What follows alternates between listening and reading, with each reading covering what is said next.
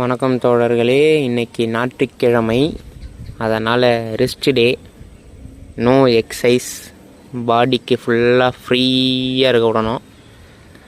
அதே போல் கொஞ்சம் இன்ஸ்டா யூடியூப்லாம் பார்த்துட்டு என் தாய்கிட்ட சிக்கன் சிந்தாமணி செஞ்சு தர சொன்னேன்.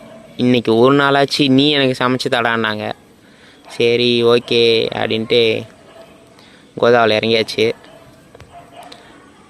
நானே பெருமையாக சொல்லிக்கூடாது, இருந்தாலும் நான் கொஞ்சம் நல்லா தான் சமைப்பேன். கொஞ்சம் வீடியோவில் பார்த்தீங்கனாலே தெரியும், சும்மா பேச்சுக்குன்னு சொல்ல, உண்மையாலுமே சாப்பாடு நல்லா தான் இருந்துச்சு. ஒரு மதியம் போல் நல்லா ஒரு வெயிட்டு கட்டிட்டு அப்படியே ஒரு 2 hours ரெஸ்ட் எடுத்துகிட்டு ஈவினிங் எப்பயும் சண்டே இன்டோர் போவோம். அதே மாதிரி இன்டோர் கிளம்பியாச்சு. சண்டே என்ன பண்ணுறோமோ இல்லையோ கண்டிப்பாக இன்டோர் போகணும். நம்மளோட லைஃப் ரூல் அது ஒன்று தான். எதை அவாய்ட் பண்ணாலும் பண்ணலாமே தவிர இன்டோர் மட்டும் அவாய்ட் பண்ணக்கூடாது. நான் பேட்மிண்டன் விளாட ஆரம்பித்தே ஒரு 5 months தான் ஆகுது. ஆனால் அந்த 5 monthsல அது என்னோடய லைஃப்பில் ஒரு பெரிய அங்கமாக மாறிடுச்சு.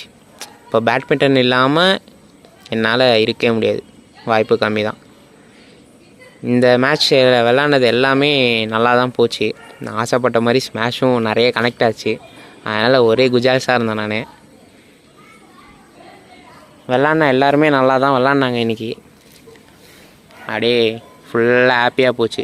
இந்த சண்டே இன்டோர் மட்டும் நல்லா போச்சுனாலே அந்த நாள் பூரா எவ்வளோ கஷ்டம் இருந்தாலும் என்ஜாயிங்காக போயிடும்.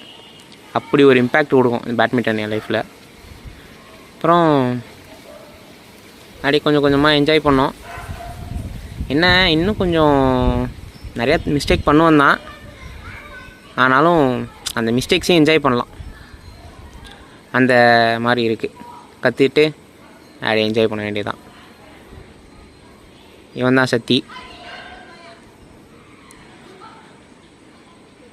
அப்படியே ஒரு 7-7:30 அளவுக்கு பேட்மிண்டனை போட்டு அப்புறம் எல்லாம் ஒரு வீட்டுக்கு கிளம்பியாச்சு.